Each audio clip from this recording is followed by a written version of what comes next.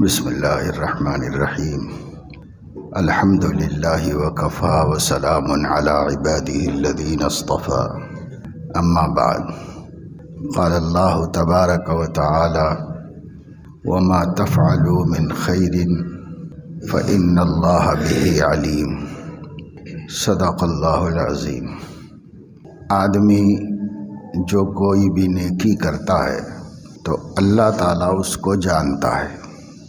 اللہ تعالیٰ خود بندوں سے فرما رہا ہے وما تفعلوا من خیر، تم جو بھی بھلا کام کرتے ہو اللہ اس کو جانتا ہے۔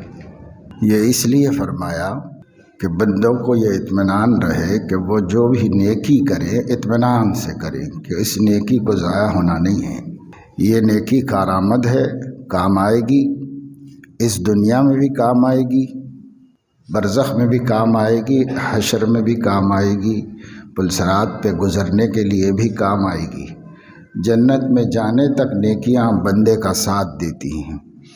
جو مال انسان دنیا سے لے جاتا ہے وہ اعمال ہیں، اعمال میں سے اچھے ہوں وہ ساتھ لے جائے گا، اعمال میں سے برے ہوں وہ ساتھ لے کے جائے گا۔ اور مال تو آدمی ساتھ میں لے کے نہیں جاتا، اس لیے یہ کہا گیا کہ جو مال آدمی ساتھ میں لے کے جاتا ہے دنیا میں بھی کام آئے اور ساتھ میں سفر میں بھی کام آئے، وطن میں بھی کام آئے، اس کو مال کہنا چاہیے۔ مال اعمال میں اللہ نے چھپا کے رکھ دیا ہے، آپ اعمال کا لفظ بول نہیں سکتے مال کے لفظ کے بغیر، اس لیے اعمال میں مال اللہ نے چھپا کے رکھ دیا ہے، یعنی وہ حقیقی مال جو انسان کے ساتھ ہے، دنیا میں بھی، برزخ میں بھی، آخرت میں بھی۔ اور وہ مال جو انسان کو کہیں کام دے اور کہیں کام نہ دے تو اس مال سے اس کو کیا فائدہ۔ ایک آدمی عرب کے صحرا میں بھٹک گیا تھا۔ عرب کے صحرا جو ہے وہ بہت اندھے صحرا ہوتی ہیں، یعنی کوئی علامت نہیں، کوئی نشانی نہیں، کچھ نہیں، بس جدھر دیکھو جیسے سمندر کے بیچ میں جانے کے بعد پانی ہی پانی نظر آتا ہے، اور کوئی نشانی علامت دکھائی نہیں دیتی کہ ادھر جائیں کہ ادھر جائیں ادھر جائیں۔ اب تو لوگ کمپاس سے راستے دیکھ لیتے ہیں اور جاتے ہیں، جہازوں میں، کشتیوں میں راستہ دکھانے کے آلات لگے ہوئے ہیں، اگر یہ نہ ہو تو دریا میں جانے کے بعد کدھر جانا چاہیے آدمی نہیں سمجھ سکتا۔ اسی طرح عرب کے صحرا میں بھی اگر خدا نہ خواستہ کوئی بھٹک جائے تو اب اس کو کدھر جانا چاہیے سمجھ میں نہیں آتا۔ ایسے پڑھا تھا اور سنا تھا، لیکن ایک دفعہ تجربہ بھی ہوا کہ کسی ساتھی نے کہا کہ ہم عسفان نامی مقام ہے وہ جانتے ہیں، وہاں کے بارے میں ایک معجزے کا ذکر ملتا ہے کہ سفر ہجرت میں حضور علیہ الصلاۃ والسلام کی اونٹنی پیاس سے وہاں بیٹھ گئی تھی، اس سے جو ریتی میں گڑھا بنا تو اس گڑھے میں پانی نکل آیا، اس نے پی لیا، اور اس کے بعد سے لے کر آج تک اس چھوٹے سے گڑھے سے پانی پیتے ہیں لوگ۔ واقعے میں کیا صداقت ہے ہم نے اس کی تحقیق نہیں کی، لیکن عسفان سے حضور علیہ السلام کا گزرنا معلوم تھا، تو وہ جگہ تو دیکھ لیں چلو، تو گئے۔ وہ اندھے صحرائی میں تھا، کئی دفعے وہ بھٹکتے رہے اور کئی دفعے دوسرے کسی گاؤں میں چلے جاتے تھے، کئی دفعے کوئی دوسرے گاؤں میں چلے گئے، پھر وہ قبیلے والوں نے کہا ادھر نہیں ادھر جانا چاہیے، ادھر نہیں ادھر جانا چاہیے، جو جدھر بھٹکائے ادھر بہکتے رہے، اور میل تک بہکنے کے بعد خیر اللہ کا کرم یہ ہوا کہ دعاؤں کی برکت سے وہ جگہ ملی، وہاں تک ہم پہنچ سکے۔ حقیقت کیا ہے اللہ عالم، لیکن ایک چھوٹا سا مشکل سے 5 بائی 5 فٹ کا ایک گڑھا ہے جس میں پانی ہے تھوڑا سا، اتنا پانی کہ اگر نکالا جائے تو 2 بالٹی پانی نکل سکتا ہے، لیکن ہماری آنکھوں کے سامنے کئی قافلے چرواہوں کے آئے اور انہوں نے اپنی بکریاں چرائیں۔ ایک چرواہے سے معلوم کیا تو اس نے 350 بکریاں اس کے ساتھ میں تھی، سب اس میں سے پانی پی کر سیراب ہو کر گئی۔ اس نے وضو بھی بنایا، پانی بھی پیا اور نماز بھی پڑھی وہاں پر۔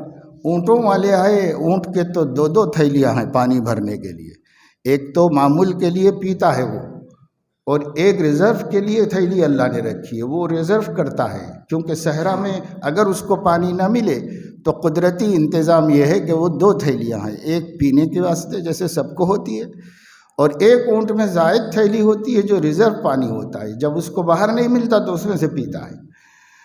اللہ تعالیٰ بڑی قدرت والے ہیں اور عظیم الشان ہیں، تبارک اللہ احسن الخالقین۔ بہرحال وہ دیکھا اور لوگوں نے وہاں پیا، کچھ سمجھ میں تو آیا کہ بظاہر تو معجزانہ ہی کوئی صورت ہے وہ، ورنہ اتنا سا پانی تو 2-4 بکریوں کے پینے میں ختم ہو جانا چاہیے، ایک اونٹ کو کافی بھی نہیں ہوتا اتنا پانی۔ بہرحال میں یہ بتا رہا ہوں کہ عرب کے صحرا میں ایک آدمی کھو گیا اور پرانے زمانے میں اب کوئی صورت ہی نہیں، اور اس کو بھوک لگ رہی تھی بہت شدت سے، 1 دن 2 دن ہو گئے، کچھ کھانے کو ملا نہ پینے کو ملا، تو بہت شدت سے بھوک لگ رہی تھی۔ اتفاق سے اس کو ایک تھیلی پڑی ہوئی ملی، کہیں چلتے چلتے ایسے ہی تھیلی پڑی ہوئی ملی، اس نے وہ تھیلی اٹھائی، دیکھا تو اس کے اندر موتیاں تھیں، تھیلی میں موتیاں بھری ہوئی تھی۔ اس نے بڑی حقارت سے اٹھا کے پھینک دیا اور کہا کہ کاش اس میں بھنی ہوئی جو ہوتی تو اس سے کہیں زیادہ مجھے عزیز تھی، اس سے زیادہ پیاری تھی۔ تو انسان نیکی کرتا ہے اور اسے اس کی قدر و قیمت کا پتہ نہیں ہوتا۔ ایسی چیز جو ہم کو ضرورت کی جگہ کام نہ آئے، اس چیز کی کیا اہمیت ہے؟ بولیے، اب اس کے پاس کیا اہمیت ہے موتیوں کی؟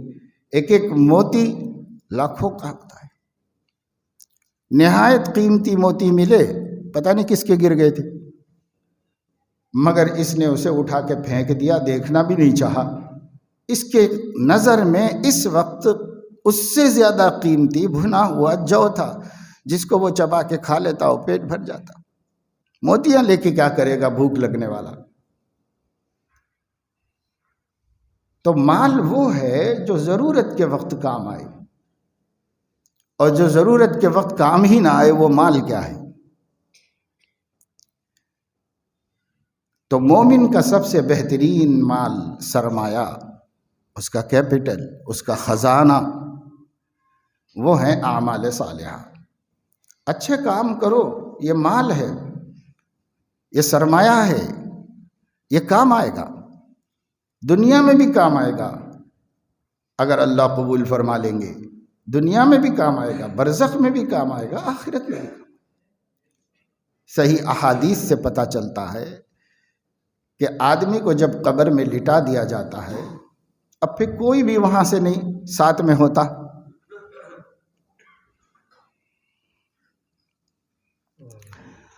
شکریہ اے قبر تک پہنچانے والوں، شکریہ، اب اکیلے ہی چلے جائیں گے اس منزل سے ہم، بیٹا ساتھ آنے کو نہیں تیار، بیوی ساتھ آنے کو نہیں تیار، دوست ساتھ آنے کو نہیں تیار، کوئی بھی ساتھ آنے والا نہیں ہے، اکیلے ہی جانا ہے۔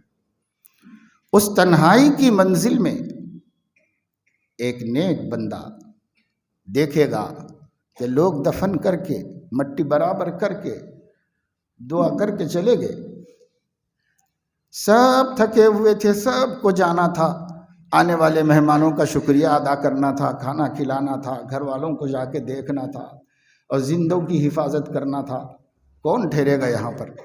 سبھی لوگ چلے گئے، اکیلا محسوس کیا اپنے کو، پر اتنے میں اس نے دیکھا کہ ایک طرف سے نماز، ایک طرف سے تلاوت قرآن، اور ایک طرف سے خیر خیرات، اس کی نیکیاں مونس بن کر اس کے پاس آ گئی۔ اللہ نے انہیں ایک ایسی شکل دے کر بھیجا جن شکلوں سے اس کی طبیعت کو انسیت ہوتی ہے، اور اس سے پھر اس کی وحشت ختم ہو جاتی ہے، اکیلے پن کا احساس کمزور پڑتا ہے، اطمینان آتا ہے، تقویت ہوتی ہے اس کو۔ اور جب اس سے سوال جواب کرنے کے لیے نکیرین آتے ہیں، نکیرین عربی زبان کا لفظ ہے، نکیر کا تثنیہ ہے، یعنی دو عدد، ایک کو نکیر کہیں گے، دو کو نکیرین کہیں گے۔ تو دو آتے ہیں اس لیے ان کو نکیرین کہتے ہیں۔ ہے اصل نام نکیر، ایک کو منکر کہتے ہیں، ایک کو نکیر کہتے ہیں۔ منکر کے بھی وہی معنی ہے، نکیر کے بھی وہی معنی ہے، اور دونوں کے معنی ہیں اجنبی، وحشت ناک۔ کسی کو بھی اکیلے میں اچانک کوئی آدمی مل جائے اور وہ بالکل نامانوس ہے، انسانوں میں سے بھی نہیں ہے، تو ڈر جائے گا نا، خوف کھا جائے گا وہ اس سے۔ تو وہ چونکہ ویسے ہی ہوتے ہیں بالکل اجنبی، چونکہ وہ فرشتے ہیں، انسان کبھی ان سے ملا نہیں، وہ دوسری جنس ہیں، دوسری مخلوق ہے۔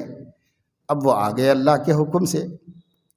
تو یہ بات ہمارے نبی صلی اللہ علیہ وسلم نے ارشاد فرمائی ہے کہ وہ جو اعمال صالحہ خوبصورت شکلوں میں اس کے پاس آ کے اس کے اطراف ٹھہر گئے تھے، وہ نکیرین کو نہ سرہانے سے آنے دیتے ہیں، نہ پائیں سے، نہ داہنے سے، نہ بائیں سے، اور ہر ایک پہلے ان کو جواب دیتا تھا کہ میں قرآن ہوں، اللہ کا کلام ہوں، یہ میری عزت کرتا تھا، میری تلاوت کرتا تھا، میرے اوپر عمل کرتا تھا، آپ کو میں اس کے قریب آنے نہیں دوں۔ نماز کہے گی میں نہیں جانے دوں گی آگے، روزہ کہے گا میں نہیں جانے دوں گا، خیرات کہے گی کہ میں آگے جانے نہیں دوں گا۔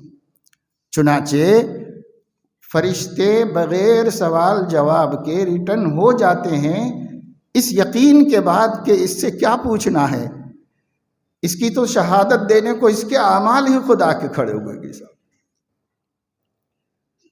تو دیکھو قبر میں بھی کام آئے اعمال ہمارے۔ کھرب پتی ہوگا، اس کی ایک کوڑی بھی وہاں کام نہیں آئے گی، ایک کوڑی بھی کام نہیں آئے گی، اس کی موٹر کام نہیں آئے گی، اس کا بنگلہ کام نہیں آئے گا، اس کے بڑے بڑے قیمتی فرنیچر کام نہیں آئیں گے، جائیں گے ہی نہیں قبر میں، کام کیا آئیں گے اس کے؟ قبر میں تو وہ 2 گز کفن سے زیادہ مقدر آدمی کا نہیں ہے کچھ بھی۔ یہ تیرا خانہ رنگی، یہ تیرا بستر زرری، کیسے خوبصورت گدے ہیں اور کیسی خوبصورت اس کے اوپر چادروں کے سیٹ ہیں، طبیعت کھنچتی ہے، ایک سے ایک نکالتی ہے دنیا۔ اب امیر تو کیا، غریبوں کے پاس بھی کیسے کیسے بستر ہیں۔ یہ تیرا خانہ رنگی، یہ تیرا بستر زرری، بفرش خاک سونا ہے تجھے زیر مزار آخر، صرف مٹی کے بچھونے پہ سونا ہے بھائی۔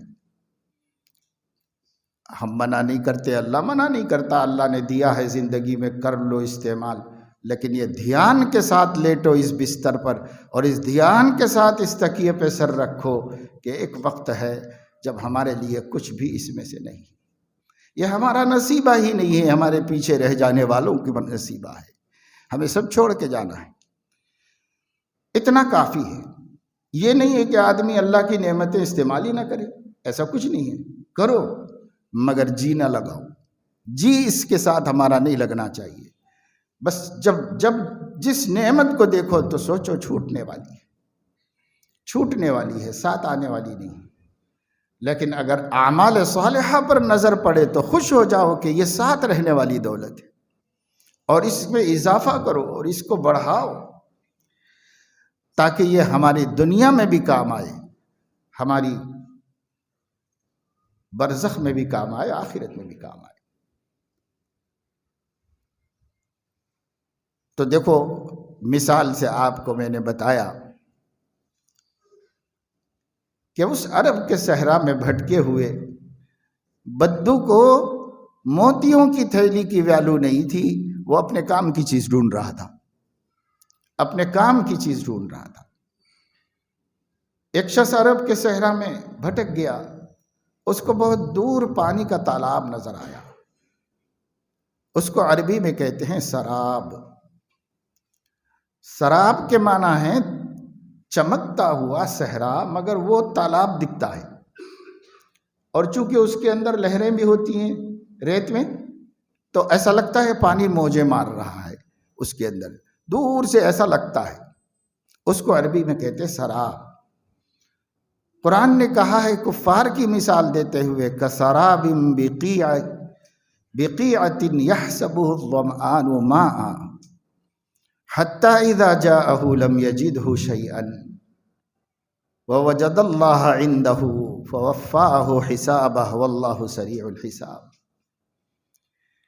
سمجھا تھا کہ وہ پانی کا تالاب ہے، قریب گیا تو دیکھا کہ دھول اڑاتا ہوا صحرا ہے، پانی کا ایک بوند بھی وہاں پر نہیں ہے۔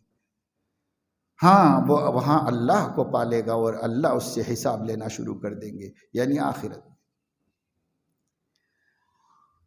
تو ایسی جگہ پر پہنچا وہ، اور عرب لوگ برجستہ اپنے دل کی آواز کو اشعار میں منتقل کر دیتے ہیں، ان کو شعر وعر بنانے نہیں پڑتے، خود سے بنتے۔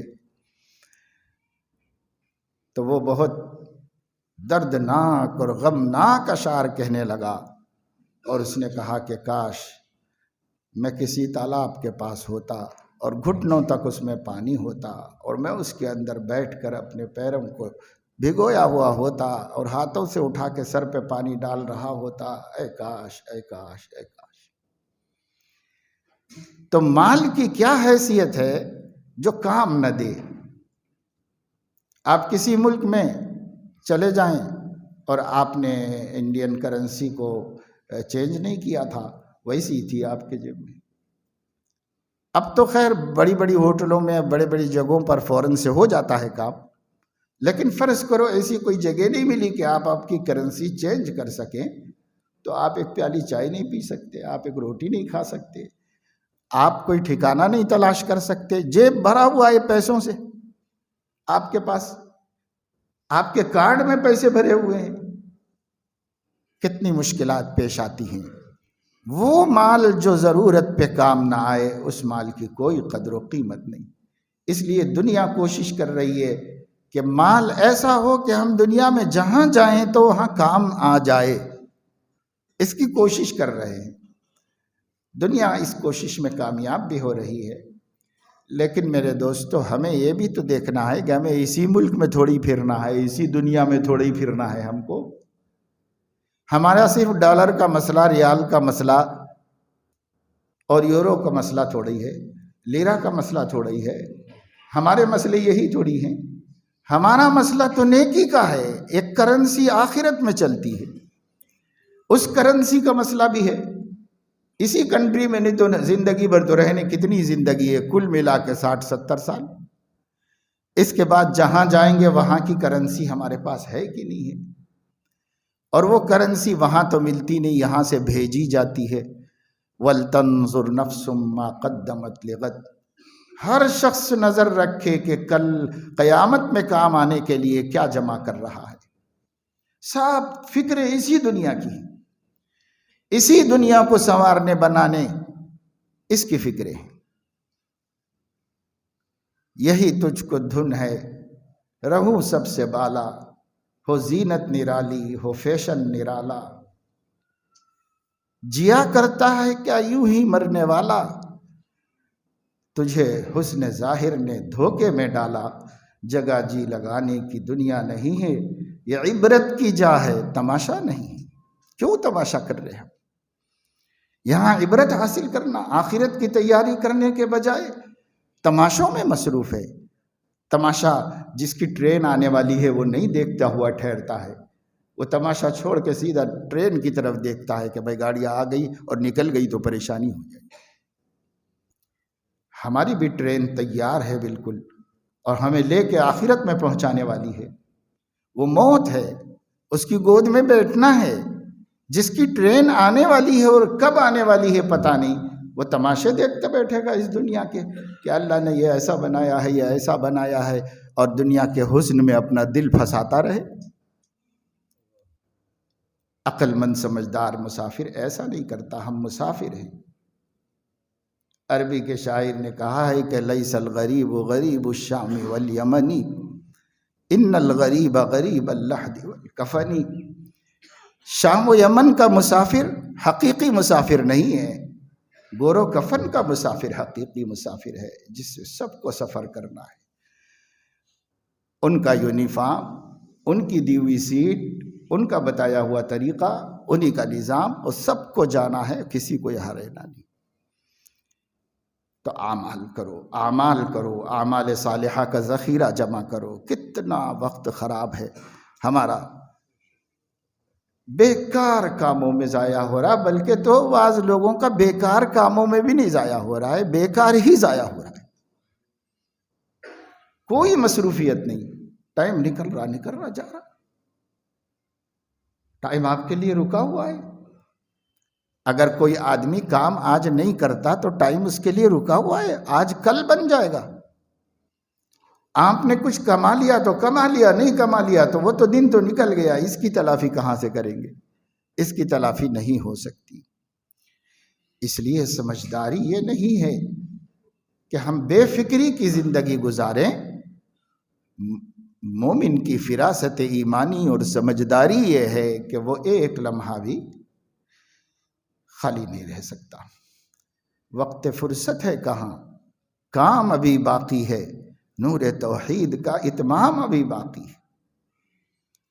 یہ توحید کا نور بے ایمانوں کے سینوں میں داخل کرنے کا کام تو کیا ہوتا، مسلمانوں کے سینوں سے نکلا چلا جا رہا ہے، اسے تھامنے اور بچانے کا کام بھی ہم کرنے کے موقف میں نہیں۔ ہر بھائی دوسرے بھائی کے دین کی فکر کر سکتا ہے، ہر بہن دوسرے بہن کے دین کی فکر کر سکتی ہے، ہر ماں باپ اپنی اولاد کو سچا پکا مسلمان بنانے کی کوشش کر سکتا ہے، پر کیا ہمیں اس کی فکر ہے؟ فکر نہیں ہے۔ اگر فکر ہے تو فرصت نہیں، کیونکہ ہم بہت مصروف، ایک دم بیزی۔ اب ایسا بیزی ہی کرتا رہے گا، لیکن جتنے ایزی موت آ جائے گی اس کے بعد کیا کرے گا؟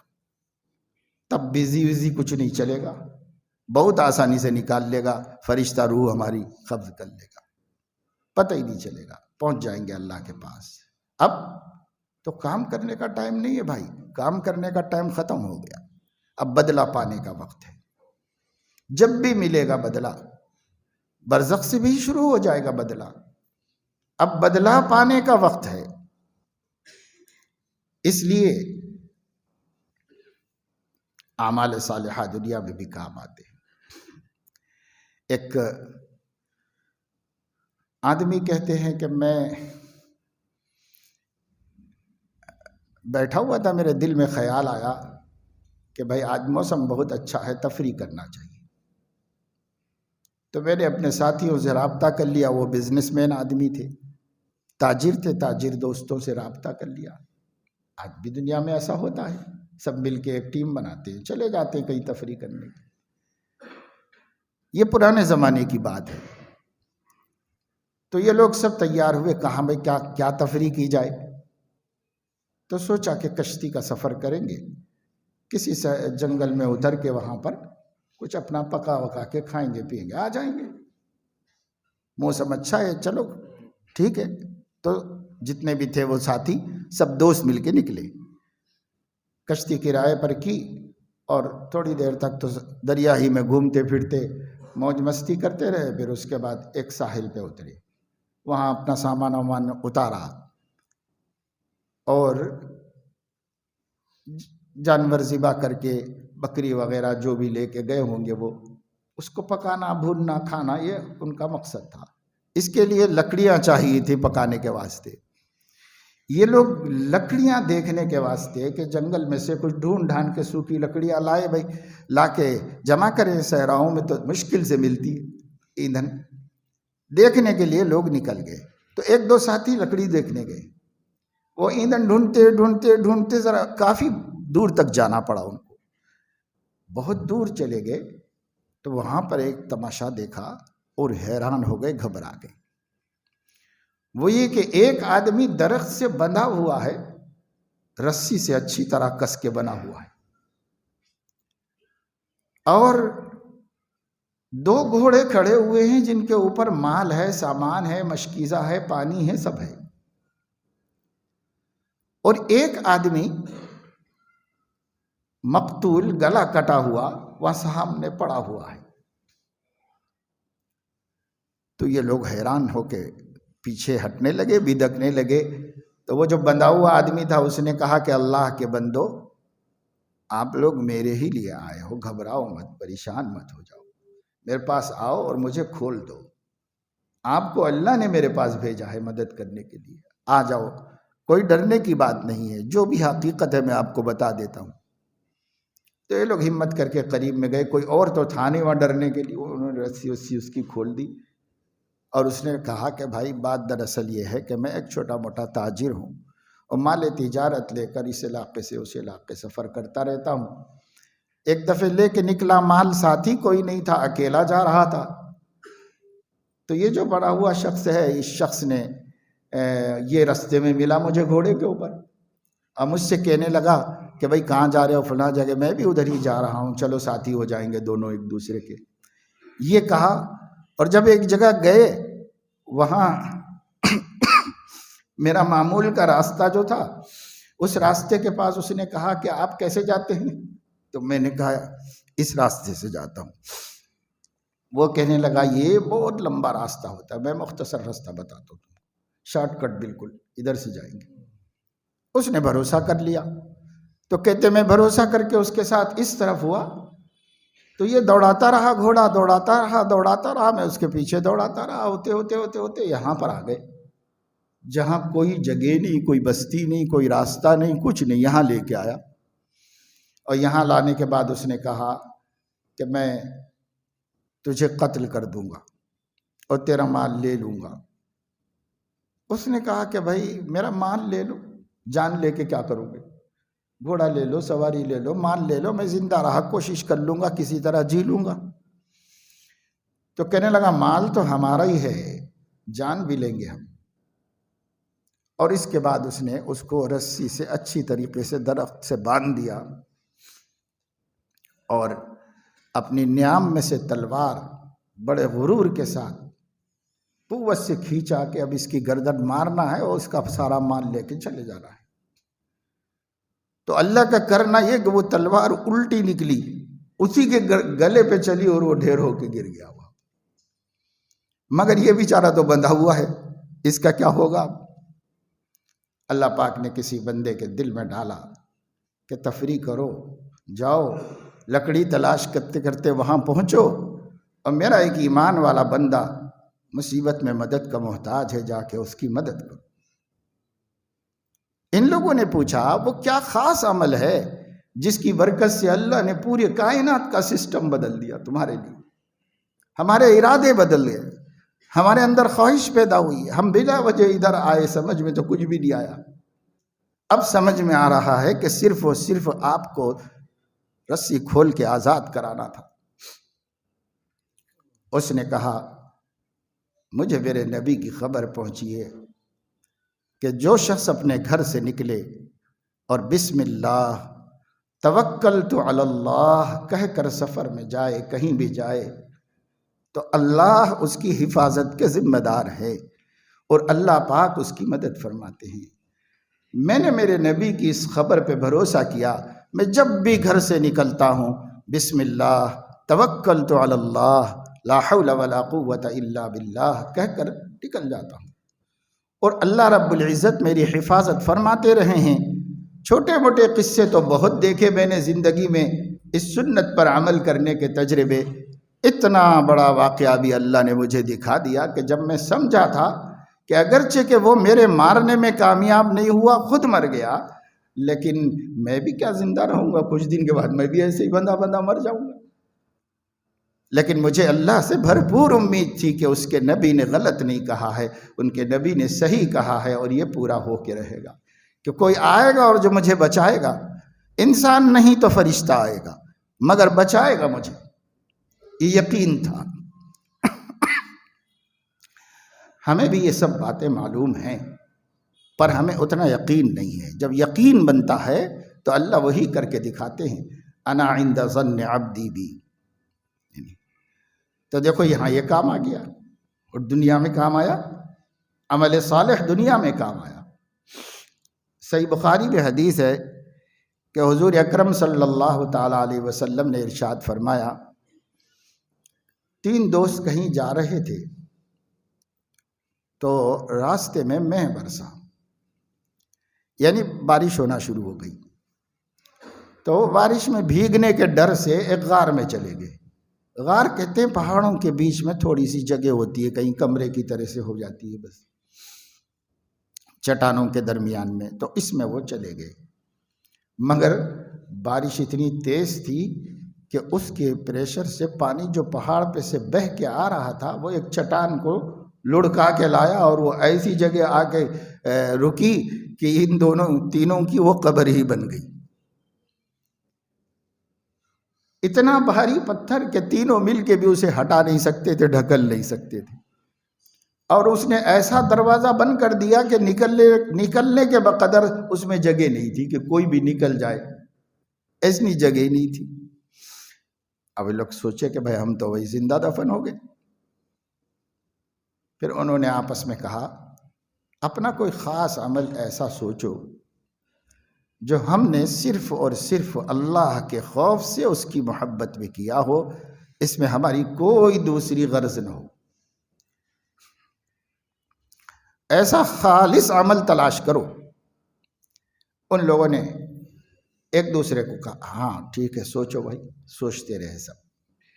اس نے سوچ لیا، سوچتے سوچتے اس کے ذہن میں ایک عمل آ گیا، اس کے ذہن میں ایک عمل آ گیا، جس کے بارے میں ان کے ضمیر کو اطمینان ہوا کہ یہ عمل ہم اللہ کے حضور میں پیش کر سکتے ہیں، کیونکہ اس میں ہماری کوئی غرض اللہ کی رضا کے علاوہ نہیں تھی، اس لیے ہم اللہ کے سامنے اس کو پیش کر سکتے ہیں۔ ایسے ان کے دل میں بات آئی۔ ایک نے ہاتھ اٹھایا اور کہا، اللہ پاک، آپ کو پتہ ہے کہ میری ایک چچا زاد بہن تھی جو بہت خوبصورت تھی، میں اس کو لائک کرتا تھا، محبت کرتا تھا، مجھے خواہش تھی کہ کسی طریقے سے اس کے ساتھ میں اپنی حرام لذت حاصل کروں، لیکن وہ شریف لڑکی تھی۔ ایک دن غربت کی وجہ سے وہ میرے پاس آئی اور اس نے کہا کہ ہمارے گھر میں فاقہ ہے، ماں باپ پریشان ہیں، اگر آپ ہماری مدد کر دیں تو ہم عمر بھر یاد رکھیں گے، آپ کے شکر گزار رہیں گے۔ تو میں نے سوچا کہ یہ موقع غنیمت ہے، اس کو مجبور کر سکتے ہیں، یہ مجبور ہو کے آئی ہے میرے پاس۔ میں نے کہا کہ میں ضرور تم کو پیسہ دے سکتا ہوں اور دے دوں گا، لیکن میری ایک شرط ہے۔ کہا شرط یہ ہے کہ مجھے اپنی خواہش پوری کرنے کا موقع دو، پھر میں پیسے دے دوں گا تم کو۔ اس کے گھر کے حالات اس قدر خراب تھے کہ ایک عفیف پاک دامن باحیا عورت مجبور ہوئی کہ ہاں کر لی، اچھا ٹھیک ہے، کوئی اور راستہ نہیں سمجھ میں۔ میں آپ کو کیا بتاؤں، ہماری معلومات میں ہمارے سماجی ورکرز نے جو خبریں پہنچائی ہیں، 1-2 نہیں 20 نے جو خبریں پہنچائی ہیں، بڑے بڑے مالدار غیر مسلموں کی کمپنیوں میں، شو روم میں کنواری مسلم لڑکیاں کام کر رہی ہیں۔ اس کی وجہ تحقیق کی گئی تو بجز اس کے اور کچھ بھی نہیں ہے کہ ان کے گھر میں کوئی سورسز آف انکم نہیں ہے، کوئی آمدنی کا ذریعہ نہیں ہے۔ یہ جا رہے ہیں سیٹوں کے بیٹوں کے دل خوش کر کے پیسہ لا رہے ہیں اور گھر میں ماں کو پال رہے ہیں، اس کی دوا دارو علاج کر رہے ہیں۔ یقین جانیے میرے دوستو، اللہ کے گھر میں بیٹھ کر میں کوئی مبالغہ نہیں کر رہا ہوں، ہمارے شہر کے سینکڑوں واقعات ایسے آئے کہ جب غیرت مند سماجی ورکرز نے جا کر ان کے گھر کے ماؤں سے ملاقات کی تو ماں نے کہا بیٹا کچھ بھی کر رہی ہوگی لیکن میرے گھر کی دکھ درد کو تو دور کر رہی ہے نا۔ یہ کس قوم کے گھرانے، کس قوم کی بچیوں کا معاملہ ہے؟ یہ آسان ہے میرے دوستو کہ غیر کے ساتھ نظر آئے تو آپ ڈنڈا لے کے دوڑو، یہ آسان ہے کہ آپ اس کے پیچھے بدنام کرو اور اس کا تعاقب کرو، یا دونوں کو مل جائیں تو غصہ نکالو، ٹھکائی کرو، یہ تو آسان ہے۔ اور یہ بہت مشکل دل گردے کا کام ہے، سینے میں دل رکھنے والوں کا کام ہے کہ ان کی یہ کیا مصیبت ہے، اس مصیبت کو دور کرنے کی ذمہ داری لے کر انہیں ان کی عفت اور ان کی عزت کی حفاظت کریں۔ شادیوں میں کتنا پیسہ خرچ ہو رہا ہے، پٹاخوں میں کتنا پیسہ خرچ ہو رہا ہے، شادی خانوں کو سجانے میں کتنا پیسہ خرچ ہو رہا ہے۔ کیا ہم کسی ایسی مجبور بیٹی کے لیے یہ پیسہ روک کر کے اس کو جا کر مارواڑیوں کے گھروں میں اور ان کے بچوں کے ساتھ بدکاری کر کے 8,000 روپے لانے پر مجبور ہونے سے نہیں بچا سکتے؟ بات بہت تلخ ہے لیکن میں نے کہہ دی بات، آئی ایک واقعے کے ضمن میں۔ اللہ اکبر، کتنا پیسہ برباد کر رہی ہے مسلم قوم، کتنا پیسہ برباد کر رہی ہے وہ قوم جس کی بیٹیاں کلمے کے باوجود، ایمان کے باوجود، نبی سے نسبت کے باوجود کس کا بستر بن رہی ہے، جن کی دشمنی آپ کے دل میں ہے، جو آپ کو ملک سے مٹا دینا چاہتے ہیں، جو چاہتے ہیں کہ اس دھرتی کے اوپر ہم بحیثیت مسلمان نظر نہ آئیں، جن کو ہم کسی پہلو سے اچھے نہیں لگ رہے ہیں، انہیں کا بستر ہماری بیٹیاں بن رہی ہیں۔ کیا ہو رہا ہے؟ ڈوب مرنے کی بات ہے۔ اگر مالدار لوگ اپنے مال کو صحیح استعمال کریں، اپنے حبیب کے دل کے درد کو محسوس کریں اور ان کی امت کی بیٹیوں کو بچا کر ان کا جی خوش کر دیں، تو حضور اکرم صلی اللہ علیہ وسلم جب خوش ہوں گے تو اللہ خوش ہوگا، اور اللہ خوش ہوگا تو آپ کے گھر میں خوشیاں گھول کے رکھ دے گا۔ اور اگر نبی دکھی ہوں گے تو اللہ دکھی ہوں گے، اور جب اللہ دکھی ہوں گے تو آپ کروڑوں میں 10-10 لاکھ کے شادی خانوں میں، 50-50 لاکھ 2-2 کروڑ کی شادیوں میں سکون نہیں پائیں گے، خوشی نہیں پائیں گے، خوشی نام کا قطرہ نہیں ہے ان کی زندگیوں میں۔ نحوست ٹپک رہی ہے، لائٹیں ہوں گی، تماشے ہوں گے، سب ہوں گے، لیکن نظر ہے تو نحوست بھی نظر آئے گی، وہاں لعنت اللہ کی ٹپک رہی، مگر چونکہ اندھے ہیں اس لیے کچھ دکھائی نہیں دے رہا۔ امام غزالی رحمت اللہ علیہ فرماتے ہیں، لوگ کہتے ہیں قبر میں جھانک کے دیکھ کے کہ قبر صاف ہو گئی، میت کو لے آؤ۔ میں جھانک کے دیکھتا ہوں تو کیڑے نظر آتے ہیں، سانپ نظر آتے ہیں، بچھو نظر آتے ہیں، یعنی یقین کا وہ درجہ نبی کی خبروں کے اوپر، وہ وہاں ان کو حقیقت بن کے دکھائی دینے لگتا ہے۔ اس لیے ہمیں چاہیے کہ عبرت حاصل کرے۔ نبی نے قصہ کیوں سنایا؟ کوئی فائدہ نہیں ہوتا، کہانیاں سنانے آئے تھے نبی؟ نبی امت کو بنانے آئے تھے، امت پن سکھانے آئے تھے نبی۔ ان کے منہ سے نکلنے والا ایک ایک لفظ مبارک لفظ ہے جو انسانیت کو ہدایت دیتا ہے اور سیدھا رستہ بتاتا ہے۔ فرما رہے ہیں، وہ دعا کر رہا ہے کہ اللہ پاک وہ راضی ہو گئی مجھ سے، میں نے اس کے پیسے نکال کے رکھ دیے، اور جب میں اس سے اپنی خواہش پورا کرنے پر قادر ہو گیا تو وہ دکھی تھی، اس نے کہا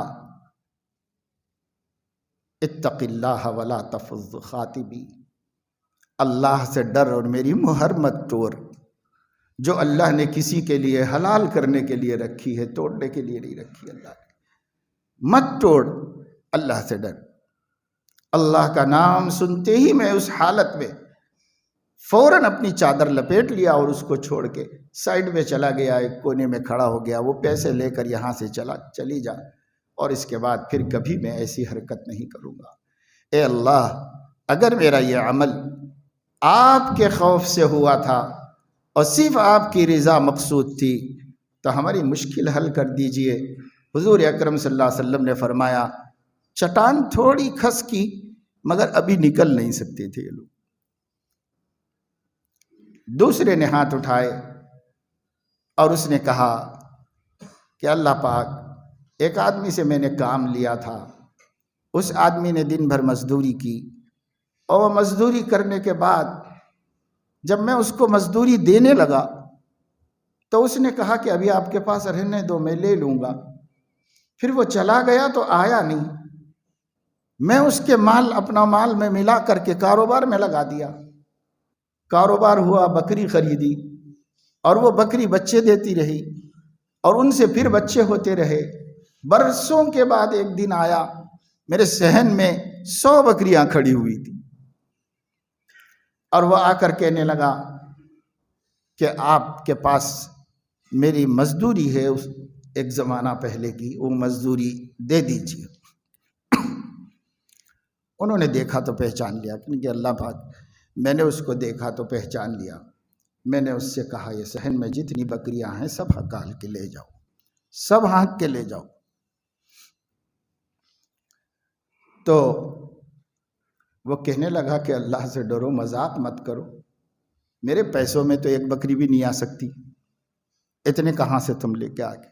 کیوں مذاق کر رہے ہو مجھ سے، غریب آدمی سے؟ کہا نہیں، میں مذاق نہیں کر رہا ہوں، یہ سب تیرا مال ہے، اپنا مال لے کر کے جا، یہ تیرے ہی پیسے سے اتنی بکریاں بن گئی۔ تو وہ گیا اور پوری بکریاں ہانک کے لے گیا۔ میرے پاس اس کے علاوہ اور کچھ بھی نہیں بچا، مگر میں نے دوسرے کے مال کو ہڑپنا مناسب نہیں سمجھا۔ اللہ پاک، یہ امانت داری میں نے صرف آپ کے لیے کی تھی اور آپ سے ڈر کے کی تھی، تو آپ میرے عمل کو قبول کر دیجئے، مصیبت دور کر دیجئے میری۔ اللہ پاک نے تھوڑی چٹان ہٹائی، مگر اب بھی تھی، اس میں سے باہر نکل نہیں سکتے تھے وہ لوگ۔ تیسرے نے ہاتھ اٹھائے اور اس نے کہا، اللہ پاک تو جانتا ہے، میری ایک اونٹنی تھی، میں اس کو چرانے کے لیے لے جاتا تھا، شام کو آنے کے بعد اس کا دودھ دوہ کر اپنی ماں کو پلاتا تھا، اور جب تک ماں باپ نہیں پیتے نہ خود پیتا تھا نہ بچوں کو پلاتا تھا، یہ میرا معمول تھا۔ ایک دن میں اونٹ کے چراتے چراتے چراتے بہت دور چلا گیا تھا۔ جب وہاں سے میں آیا تو رات بہت ہو چکی تھی، دودھ دوہ کے نکالا تو ماں باپ سو چکے تھے۔ میں اپنے والدین کے سراہنے کھڑا رہا، جگایا اس لیے نہیں کہ ان کی نیند خراب ہو جائے گی، اور خود اس لیے نہیں پیا، بچوں کو اس لیے نہیں پلایا کہ میں اپنے ماں باپ سے پہلے پینا نہیں چاہ رہا تھا۔ میرے بچے میرے قدموں میں لوٹ رہے تھے، بھوک سے بلک رہے تھے، لیکن جب تک کہ وہ جاگے نہیں اور ان کو پلایا نہیں، میں نے اپنا نہیں پیا، نہ بچوں کو پلایا۔ اللہ پاک، اگر یہ میں نے عمل آپ کی خوشی کے لیے کیا تھا، آپ کے نبی کے دی ہوئی خبروں پر یقین کر کے کیا تھا، تو میری مصیبت دور کر دیجئے۔ پھر وہ چٹان تھوڑی سی ہٹی، ایک دفعے، 2 دفعے، 3 دفعے، اب کی دفعے اتنا راستہ ہوا کہ آدمی باہر نکل جائے، تینوں باہر نکل گئے۔ یہ قصہ ہمارے آقا صلی اللہ علیہ وسلم نے مسجد نبوی شریف میں صحابہ کرام کے مجمع میں بیٹھ کر بنی اسرائیل کا سنایا، یعنی ہم سے پہلی امتوں کا سنایا۔ حضور علیہ السلام نے کاہے کے لیے سنایا؟ یہ بتانے کے لیے سنایا، وَمَا تَفْعَلُوا مِنْ خَيْرٍ فَإِنَّ اللَّهَ بِهِ عَلِيمٌ۔ تم کوئی بھی بھلا کام کرو گے، اللہ جانتا ہے، ریکارڈ میں ہے، جب تم اس کا حوالہ دو گے تو اسے حیا آئے گی اور وہ تمہارے کام بنائے گا اور تمہاری مصیبت کو دور کرے گا، اس دنیا میں بھی، برزخ میں بھی، اور آخرت میں تو اعمال صالحہ ہی کام آنے والے۔ المال والبنون زینۃ الحیات الدنیا والباقیات الصالحات خیر عند ربک ثوابا وخیر املا۔ تو میں نے آپ کو بتایا کہ دیکھو، دنیا میں بھی کام آ رہے ہیں اعمال صالحہ، برزخ میں بھی کام آ رہے ہیں اعمال صالحہ، قبر کے گڑھے میں، آخرت میں بھی کام آ رہے ہیں۔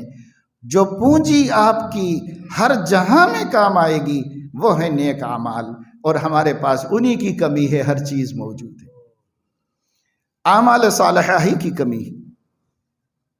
انہی اعمال صالحہ کی طرف ہمیں توجہ دینا چاہیے۔ اور میں آپ کو ضمناً ایک دو مسائل بتا دوں اس واسطے کہ واقعہ تو میں نے جیسا ہے حدیث میں ایسے سنا دیا ہے، پر شارحین حدیث کی تشریح کرتے ہیں۔ وہ یہ فرماتے ہیں کہ پہلے آدمی نے جو کام کیا اس نے تو بالکل جو کام کیا اخلاص والا کام ہے۔ آپ سوچیں، ایک آدمی کو کسی سے ملنے کی تمنا ہو، کسی سے پر وہ اپنا دل ہار چکا ہو اور دن رات اسی کے عشق میں کھویا ہوا ہو، وہ مل بھی جائے قسمت سے بغیر کسی بدنامی کے اور بغیر کسی جبر و زبردستی کے، تیار بھی ہو جائے وہ خواہش پوری کرانے کے واسطے، اب پھر اللہ کا نام بس بیچ میں آ جائے اور کوئی چیز نہیں تھی، کوئی ڈر اس کو نہیں تھا، بس ایک اللہ کا نام تھا۔ وَرَجُلٌ ذَكَرَ اللَّهَ خَالِيًا فَفَاضَتْ عَيْنَاهُ، عرش کے سائے میں اللہ ان کو بٹھائے گا، جو تنہائی میں خدا یاد آئے تو آنکھ سے آنسو نکل جائے۔ جو سائے میں ہوگا اس کا حساب نہیں ہوگا، جس کا حساب ہوگا وہ سائے میں نہیں ہوگا قیامت۔ یہ سائے میں رہنے والے لوگ ہیں۔ کتنا بڑا عمل تھا یہ معمولی بات نہیں ہے۔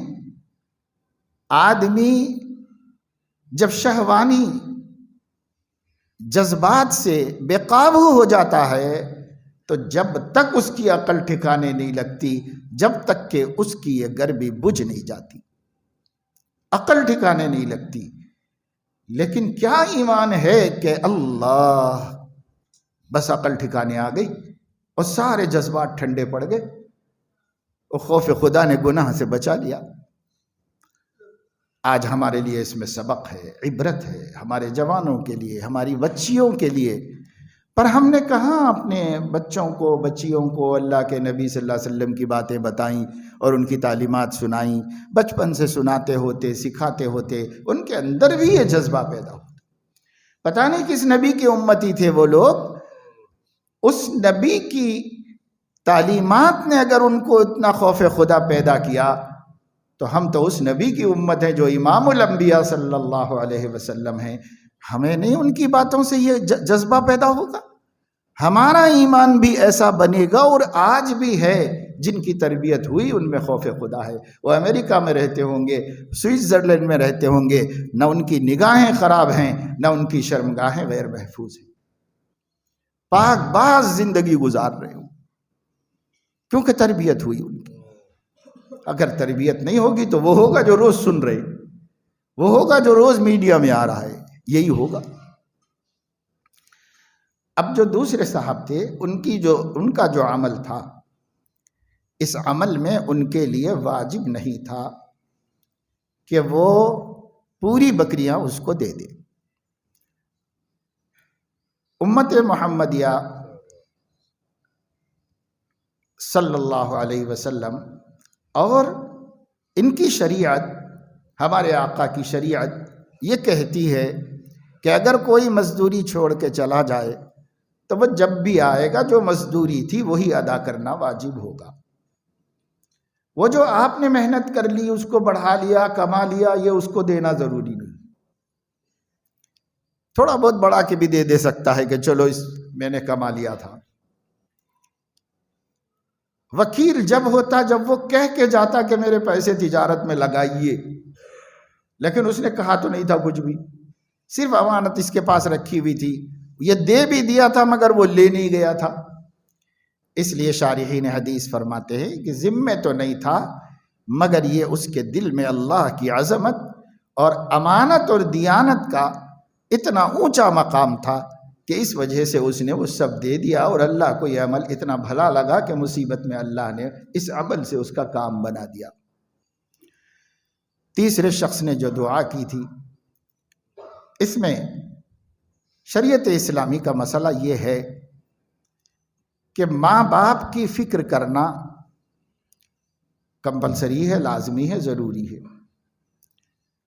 لیکن ان کے معاملے میں ایثار کرنا اپنی ذات کی حد تک تو کر سکتا ہے، بال بچوں کے سلسلے میں ایثار نہیں کر سکتا ان کا، کہ بال بچوں کے بیوی کے حقوق کا بھی ایثار کرے ماں باپ کے لیے، بچوں کے حقوق کا بھی ایثار کرے ماں باپ کے لیے، یہ شریعت محمدی میں جائز نہیں ہے۔